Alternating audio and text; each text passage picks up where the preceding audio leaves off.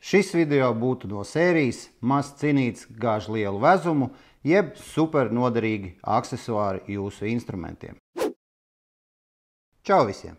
Šis video būs vairāk domāts nozares profesionāļiem, kuri ikdienā izmanto gremzāģus no firmas Festool sortimenta. Un tie, kuri ikdienā savos projektos pie klienta izmanto šos te gremzāģus, zina, ka nereti nākas piezāģēt kādus 5 mm no platuma, vai no platuma nākas nozāģēt kaut kādā ķīlī, jo siena ir neleņķī. Visi, kas ir strādājuši ar šiem gremzāģiem, zina, ka tad, kad platums no vadlineāla līdz materiāla malai paliek zāģa asmeņa biezums plus 2 mm, šādas piezāģēšanas parasti ir ļoti putekļainas. Jo, diemžēl, strādājot ar puteksūcēju, tāpat viņš nespēj 100% atsūkt visus putekļus no zāģēšanas procesa. Daudz, protams, kā izlīdzās, ņem kādu izturīgāku līmlentu, noplēš gabaliņu un šādi aizlīmē šo te lūku,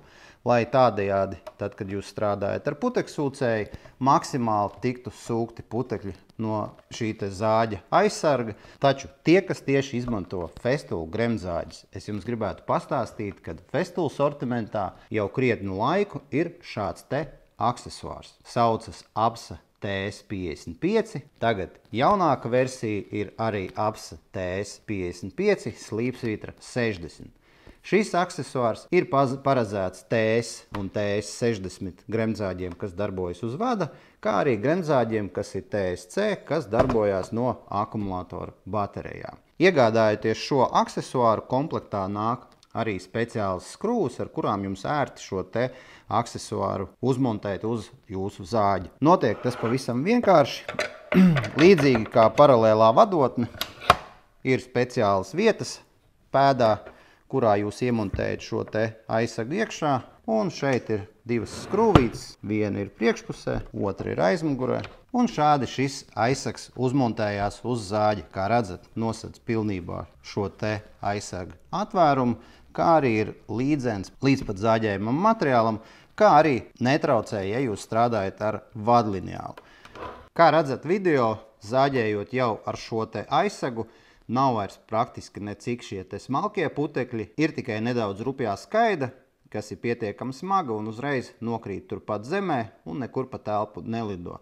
Pēc zāģēšanas paņemat puteksūcēju un viegli sasūcat. Šim aksesuāram ir vēl viena funkcija. Piemēram, montējot dažādas sienas paneļus vai montējot kaut kādas cietos grīdas segumus, jums vajag uztaisīt ēnu šuvīti gar sienu vai gar kādu materiālu. Tādējādi šeit ir 2 mm bieza tekstilīta plāksnīte, kura slīd, kura neskrāpē virsmas, un tādējādi jūs zāģējot vienmēr varat uztaisīt arī smuku ēnu šuvīti. Ja ir nepieciešams, jūs šo aizsargu zāģēšanai gar kādu objektu varat nedaudz izbīdīt uz āru, novirzot aptuveni pa 30–35 mm no griezēja. Tādējādi arī jums ir ērti vadīt zāģi, izmantojot šo te aksesuāru.